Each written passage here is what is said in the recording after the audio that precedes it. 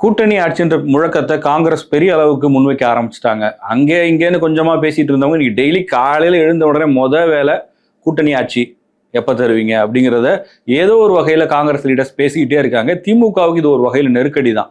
ஆனா திமுக அவங்க தரப்புல இருந்து எங்கேயுமே இதுவரை இறங்கி வரா மாதிரி தெரியல. மத்தியில் கூட்டாட்சி, மாநிலத்தில் சுயாட்சி, இதுதாங்க எங்களோட நிலைப்பாடுன்னு சொல்லி அவங்க சைட்ல இருந்தும் தெளிவுபடுத்திட்டே இருக்காங்க. இது எங்க போய் முடிய போகுதுன்னே தெரியல. ஆனா எனக்கு என்ன தோணுது, இந்த எலெக்ஷன் டைம்ல இப்படி பேசிட்டு இருக்கிறது எப்படி போக போகுது அப்படின்னா, நீங்க லாஸ்ட் எலெக்ஷன்ஸ் வரையும் எடுத்துக்கிட்டீங்கன்னா திமுக கூட்டணியில எந்த ஒரு குழப்பமோ சிக்கலோ எதுவுமே இருக்காது. ஏன்னா இவங்க 2019க்கு முன்னாடி இருந்து எல்லாரும் ஒரே அணியில டிராவல் பண்றாங்க. குழப்பமே இல்லாம தேர்தலை சந்திச்சாங்க. அது வெற்றியாகவும் மாறுச்சு. அதுவே அந்த பக்கம் நீங்க பாத்தீங்கன்னா கடைசி நிமிஷம் வரைக்கும் அதிமுக யாரோட கூட்டணி அமைக்கிறாங்க, எந்த கட்சி வரப்போகுது, யாரு போயிருக்கான்னு ஒரு சிக்கலான விஷயங்கள் நடந்துகிட்டே இருந்துச்சு. இப்போ இந்த எலெக்ஷன்ல பாத்தீங்கன்னா அது அப்படியே கொஞ்சம் மாறி இருக்குன்னு நான் பாக்குறேன். இந்த அலையன்ஸ் இன்னை வரை இன்டாக்டா தான் இருக்கு. அலையன்ஸ்ல இருந்து யாரும் வெளியே போல, பெரிய ஸ்டேட்மெண்ட்ஸ் எல்லாம் கொடுக்கல. ஆனாலும் இந்த சமீப காலமா லாஸ்ட் ஒரு 10 டேஸா காங்கிரஸ் கொடுக்கக்கூடிய ஸ்டேட்மெண்ட்ஸை பார்க்கும்போது அந்த பக்கம் பாருங்க, ஏடிஎம்கே பிஜேபி கூட்டணி ரொம்ப முன்னாடியே ஃபார்ம் பண்ணிட்டாங்க. பெரிய சலசலப்புகள் இல்லை. அப்பப்போ ஏதாவது 1-2 வருமே தவிர இதுக்கு முன்னாடி இருந்த தேர்தல்கள் இருந்த மாதிரியான குழப்பங்களோ சலசலப்புகளோ இல்லாம அவங்க கொஞ்சம் ஸ்ட்ரென்தன் பண்ணி கரெக்டா போயிட்டு இருக்காங்க. இங்க கூட்டணி ஸ்ட்ராங்கா இருக்க மாதிரி தெரியுது. பட் காங்கிரஸ் சைட்ல இருந்து இந்த அழுத்தத்தை கொடுக்க இனி வரப்போற நாட்கள்ல இது எப்படியாக மாறப்போகுது, இதை திமுக ரொம்ப சாஃப்டா ஹேண்டில் பண்ணுவாங்களா இல்ல தடாலடியா ஹேண்டில் பண்ண போறாங்களா அப்படின்றது ரொம்ப எல்லாரையும் கவனிக்க வேண்டிய ஒரு பிரச்சனையா இதை மாத்தி இருக்கு. இனிமே வரப்போற நாட்கள்ல இதையொட்டி நிறைய விஷயங்கள் டெவலப்மெண்ட்ஸ் இருக்கும்னு நான் எதிர்பார்க்கிறேன். ஆமா சார், இப்ப நீங்க சொன்ன மாதிரி கூட்டாட்சி அப்படின்றத இங்க இருக்கக்கூடிய திராவிட கட்சிகள் நம்ம திமுக மட்டும் அப்படின்னு சொல்ல வேணாம், அதிமுகவுமே அது பெருசா விரும்ப மாட்டாங்க. எப்பவுமே திராவிட கட்சிகள் இது மக்களுக்கு பிடிக்காது, தமிழ்நாட்டு மக்கள் இதை ஏத்துக்க மாட்டாங்க அப்படின்றதான் அவங்களுடைய ஒரு பெரிய ஒரு ரீசனாவே அவங்க வைக்கக்கூடியது. இப்ப பாத்தீங்கன்னா டிஎம்கேக்கு ஆதரவாளராக இருக்கட்டும் இல்ல டிஎம்கேவை சேர்ந்தவர்கள் கிட்ட எல்லாம் இதை பத்தி நம்ம கேட்டாலே நீங்க எதை வச்சு சொல்றீங்க காங்கிரஸ் கேட்டாங்கன்னு, காங்கிரஸ்ல இருந்து தலைமையில இருந்து எங்களுக்கு தலைமைன்றது அது ஒரு தேசிய கட்சி, அப்ப ராகுல் காந்தி கிட்ட இருந்து எங்களுக்கு ஒரு இது வந்தா மட்டும்தான் அதை நாங்க அக்செப்ட் பண்ணுவோமே தவிர சும்மா நீங்க எல்லா நிர்வாகிகளுக்கு மத்தியில இருக்கக்கூடியதெல்லாம் நீங்க சொல்லாதீங்க, அதை நாங்க அபிஷியலான ஒரு ஸ்டேட்மெண்டா நாங்க எடுத்துக்க மாட்டோம் அப்படின்றதுதான் இது வரைக்கும் நான் கேட்ட இன்டர்வியூஸா இருக்கட்டும் இல்ல எல்லாத்துலயுமே அவங்க சொல்லக்கூடிய வாதமா இருக்கும். ஆனா இப்ப பாத்தீங்கன்னா நம்ம டைம்ஸ் ஆஃப் இந்தியா பேப்பர்ல கூட போட்டிருக்காங்க, ராகுல் காந்தியே செல்வ பெருந்தகை அவர்கள் கிட்ட கேட்டாரு அப்படின்ற மாதிரி தெரிவிச்சிருக்காங்க. அதாவது ஏன் ஸ்டாலின் அவர்கள் மறுக்கிறாரு, எந்த ஒரு பாசிட்டிவ் சைடுமே இது வரைக்கும் வரலையே, இது வரைக்குமே அதை பத்தி எதுவுமே சொல்லாம இருக்கிறதுக்கான என்ன காரணம், கூட்டாட்சி அப்படின்றத ஏன் மறுக்கிறாங்க அப்படின்ற மாதிரி செல்வ பெருந்தகை அவர்களை கொஸ்டின் பண்ணதா நியூஸ் எல்லாம் வந்திருக்கு. ராசா அவர்கள் முன்னிலையில தான் இதெல்லாம் நடக்குது, அதாவது அவர் இருக்கிற அவருடைய பிரசன்ஸ்ல தான் இது போயிட்டு இருக்கு அப்படின்றதும் போட்டிருக்கிறாங்க. சோ இதெல்லாம் வச்சு பார்க்கும்போது ஸ்டாலின் அவர்கள் இதை சுத்தமா சேர்ந்து தரமாட்டாரு. அதுவும் அவங்க கேட்கிற கொஸ்டின் ஒரு வேலிடான பாயிண்ட்டையும் வைக்கிறாங்க. மத்தியிலும் மோடி அவர்களே இப்போ கூட்டாட்சி அப்படின்றதுல இருந்துட்டு இருக்காங்க. சந்திரபாபு நாயுடு அப்படிதான் இருக்கிறாரு. ஏன் ஸ்டாலின் அவர்கள் ஒத்துக்க மாட்டாரு அப்படின்ற கேள்வியை ராகுல் காந்தி எடுத்து வைக்கிறாரு அப்படின்றப்போ இதை நம்ம சீரியஸான ஒரு விஷயமா தான் பார்க்கணும். இது வரைக்கும் நிர்வாகிகளோ இல்ல மாணிக்கம் தாகூர் அவர்கள் அவர் எம்பியா இருக்கிறாரு, அவரே கேட்கும் போதே ஒரு பெரிய டிஸ்கஷனா மாறும்போது ராகுல் காந்தி அவர்கள் எடுக்க வைக்க ஆரம்பிச்சிட்டாரு. இது அபிஷியலா இன்னும் ஒரு அனௌன்ஸ்மெண்டா வந்துச்சு அப்படின்னா அது இன்னும் ஒரு பெரிய பேசும் பொருளா மாறும் அப்படின்றதுதான். இது ஒரு கூடுதல் ஒரு அழுத்தத்தை திமுகவுடைய கூட்டணிக்கு தரும். திமுகவுக்கு காங்கிரஸ் வெளியில போறதுனால திமுகவுக்கு தான் லாஸே தவிர காங்கிரஸ்க்கு பெருசா லாஸ் இருக்காதோன்னு நான் நினைக்கிறேன். நீங்க அதை எப்படி நினைக்கிறீங்க சார்? ஏன்னா நாங்க இழக்கிறதுக்கு எதுவுமே இல்லை அப்படின்ற மாதிரிதான் காங்கிரஸ் நிர்வாகிகள் சொல்றாங்க. நாங்க என்ன கூட்டணியில இருக்கிறோம், ஆட்சி ரொம்ப நாள் ஆச்சு, எங்க கிட்ட இழக்கிறதுக்கு ஒண்ணுமே இல்லை, சோ நாங்க வேணும்னா நாங்க டிவிக்கு போயிருவாங்க, எங்களுக்கு எல்லாம் இழக்கிறதுக்கு ஒண்ணுமே இல்லை, நீங்க முடிவு பண்ணிக்கோங்க அப்படின்ற மாதிரி காங்கிரஸை சேர்ந்தவர்கள் சொல்றாங்க. காங்கிரஸ்க்கு திமுக கூட்டணியில இருந்து ஒருவேளை போனா அதனால அவங்களுக்கு பெருசா லாஸ் இல்லைன்னு சொல்றதெல்லாம் உண்மையா சரியா? இது ரொம்ப முக்கியமான ஒரு டெவலப்மெண்ட்டாக தான் இருக்கும். காங்கிரஸ் திமுக கூட்டணியில் தொடர்வதோ இல்லை அந்த கூட்டணியிலேருந்து வெளியே போகிறதுன்றது சும்மா வேற ஒரு கட்சி ஒரு கூட்டணியிலேருந்து போகிற மாதிரி கிடையாது. அது நிச்சயமா இந்த அசம்பிளி எலெக்ஷனில் ஒரு பெரிய தாக்கத்தை ஏற்படுத்தும். அது எப்படி இருக்குன்றது தேர்தல் முடிவுகள் தான் சொல்லணும். ஆனால் இதை நான் எப்படி பார்க்குறேன் அப்படின்னா, இப்போ நீங்கள் ராகுல் காந்தி சொன்னதாக டைம்ஸ் ஆஃப் இந்தியாவில் செய்தி வந்திருக்கு. இதுக்கு முன்னாடி வரைக்கும் மாணிக்கம் தாகூர் மாதிரி காங்கிரஸ் கட்சியை சேர்ந்த முன்னாள் நாடாளுமன்ற உறுப்பினர்கள் பேசிட்டு இருந்தாங்க. அப்போ திமுக சைட்ல இருந்து அதெல்லாம் சொல்லுவாங்க, அவங்க சொல்றதுக்கெல்லாம் நான் பதில் சொல்ல முடியுமா, பிரவீன் சக்கரவர்த்தி எல்லாம் யாருங்க அப்படின்ற மாதிரி தான் அதை டீல் பண்ணிட்டு இருந்தாங்க. ஒரு பெரிய தலைவரே கிடையாது, அவர் யாருன்னு எங்களுக்கு தெரியாதுன்னு சொல்லிட்டு இருந்தாங்க. இப்ப ராகுல் காந்தியே செல்வ பெருந்தகையிடம் இதை கேட்டிருக்கிறார் அப்படின்ற பட்சத்துல இதை காங்கிரஸ் இருந்து கன்ஃபார்ம் பண்ணிருக்காங்க. இப்ப டைம்ஸ் ஆஃப் இந்தியா ஆர்டிக்கல்ல என்ன சொல்லியிருக்காங்கன்னா, ராசாவும் அங்க இருந்தாரு, பட் அவர்கிட்ட நாங்க கன்ஃபார்ம் பண்ண முடியலன்னு சொல்லியிருக்காங்க. இதுல கவனிக்க வேண்டிய விஷயம் என்னன்னா, இப்போ இன்னைக்கு நான் இன்னொரு வீடியோ பார்த்தேன். ஒரு யூடியூப் சேனல்ல மாணவர்களோடு ஆராசா கலந்துரையாடுற மாதிரி ஒரு ப்ரோக்ராம் போச்சு. அதுல இதே மாதிரி ஒரு கேள்வியை கேட்கும்போது அதுல ஆராசா சொல்லியிருப்பாரு, என்னுடைய தனிப்பட்ட நிலைப்பாடுன்றது மத்தியில் கூட்டாட்சி, மாநிலத்தில் சுயாட்சி தாங்க இருக்கணும். மாநிலத்துல கூட்டாட்சி எல்லாம் செட் ஆகாது, சரியா வராது. அதனால கேட்கறவங்க கேட்டுட்டு இருப்பாங்க. அவர் என்ன இந்த கேள்விக்கு அவரும் பதில் சொல்லியிருப்பார். அதாவது காங்கிரஸுக்கு திமுக வேணுமா இல்ல திமுகவுக்கு காங்கிரஸ் வேணுமான்ற மாதிரி ஒரு கேள்வி வைக்கும்போது 2 பேருமே வேணும் தான். என்னமோ காங்கிரஸ் இருந்தாதான் எங்களுடைய அணியை வந்து ஒரு மதச்சார்பற்ற அணின்னு பார்ப்பாங்கன்னு சொல்றதெல்லாம் கிடையாதுங்க. நாங்க என்னைக்குமே மதச்சார்பற்ற சக்தியா தான் இருந்திருக்கிறோம். அதை நாங்க காலங்காலமா பண்ணியிருக்கோம். பிஜேபியோட அன்னைக்கு அலையன்ஸ் வச்சோன்னா அன்னைக்கு வாஜ்பாய் இருந்தாரு, அதனால நாங்க அலையன்ஸ் வச்சோம். இன்னைக்கு தான் வாஜ்பாய் இல்லைல்ல, அப்புறம் அந்த கேள்விக்கு இடம் கிடையாது. நாங்க வந்து காங்கிரஸ் இருந்தாலும் சரி இல்லைனாலும் சரி செக்குலர் பார்ட்டி தான் அப்படிங்கிற மாதிரி சொல்லியிருக்காரு.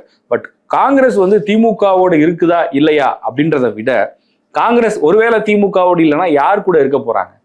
ஏடிஎம்கேவோட இருக்க முடியாது, ஆல்ரெடி எங்க பிஜேபி இருக்கு. ஸோ நேச்சுரல் சாய்ஸா டிவிகே தான் இருக்க போகுது. அப்போ காங்கிரஸ் அங்க போனாங்கன்னா என்ன தாக்கத்தை ஏற்படுத்துவாங்க அப்படிங்கிறது தான் இந்த இடத்துல யோசிக்கணும்னு நினைக்கிறேன். அதுதான் அவங்களுக்கு பிரச்சனை. இப்போ காங்கிரஸ் வந்து 2014 நினைக்கிறேன், 2014 பார்லிமெண்ட் எலெக்ஷன்ல தனியா நிக்கிறாங்க. அதனால எந்த பிரச்சனையுமே கிடையாது. ஆனா அது கூட ஒரு தாக்கத்தை ஏற்படுத்துச்சு. அன்னைக்கு வந்து 2014 ஏடிஎம்கே ஒரு பெரிய வெற்றியை பெறுவதற்கு பல காரணங்கள் சொல்லப்பட்டது. அதுல காங்கிரஸ் தனியா போச்சு, டிஎம்கே ஒரு அலையன்ஸ் ஃபார்ம் பண்ணாங்க. இதெல்லாம் இருக்கும்போது பெரிய ஒரு வெற்றியை ஒரு மாநில கட்சி வாங்குது. அப்போ காங்கிரஸ் இன்னைக்கு சட்டமன்ற தேர்தலில் ஒருவேளை தனியா போய் நிக்கிறேன்னு சொன்னாங்கன்னா ஒன்றும் பிரச்சனையே கிடையாது. அவங்களுடைய ஸ்ட்ரென்த் என்னன்னு தெரிய போகுது, எந்த பாதிப்பையும் ஏற்படுத்த போறது இல்லை. பட் டிவிகேவோட போய் அவங்க கை கோர்த்தாங்க அப்படின்னா நிச்சயமா அது வந்து தமிழ்நாடு அரசியல்ல ஒரு மாற்றத்தை அமையும். அது வந்து திமுக தோல்வி அடைஞ்சிரும், டிவிகே ஆட்சிக்கு வந்துடும் அப்படிங்கிற மாதிரி நம்ம சொல்ல வரல. பட் நிச்சயமா அது ஒரு பெரிய தாக்கத்தை ஏற்படுத்தும்.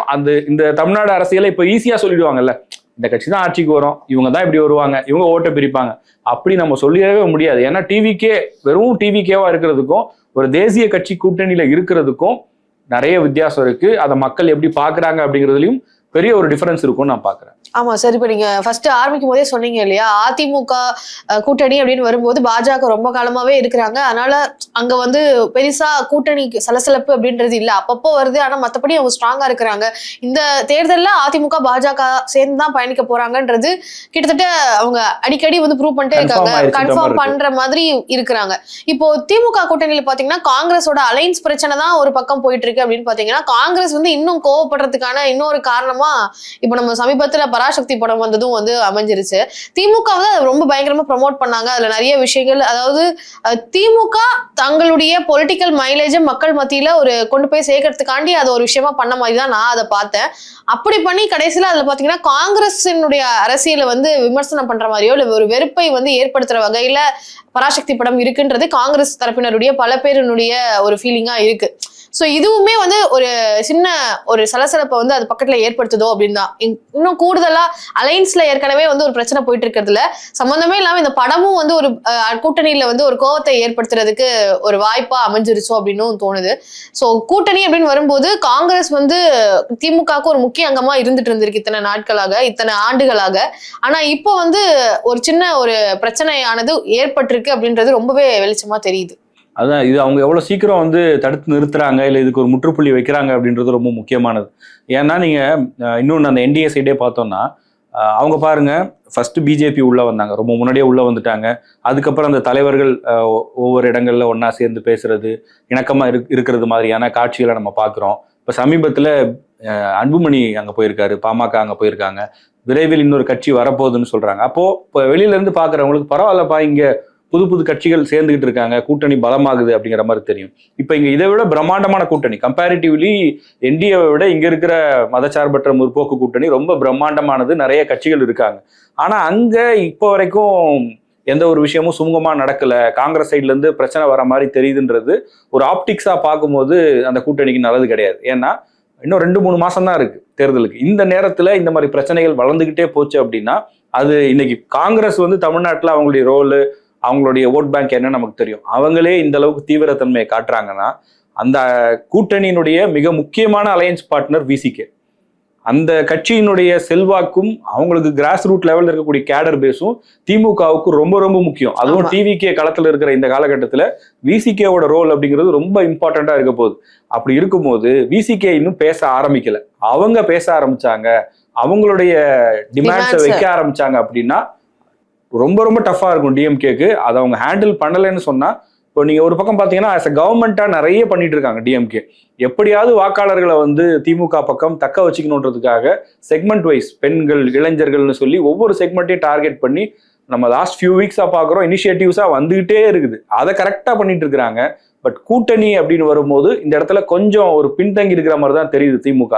ஆனா என்னன்னா, இவ்வளவு தூரம் திமுக சைலண்டா இருக்கிறத பார்த்தா பொங்கலுக்கு பிறகு அவங்க வந்து டக்குன்னு இதெல்லாம் முடிச்சு பிரச்சாரத்துக்கு போயிடுவாங்க. வாய்ப்பு இருக்கு. அரசியல்னு பார்க்கும்போது ஃபாலோ பண்ணும்போது ஸ்டார்டிங்ல பிஜேபி கூட்டணி தான் வந்து ஒரு நிலை இல்லாம ஏதோ பிரச்சனைக்குரிய கூட்டணி அப்படின்ற மாதிரி தோற்றம் இருந்தது. ஆனா இப்ப அப்படியே ரிவர்ஸா மாறிடுச்சு அப்படின்னு தான் சொல்லுவேன்.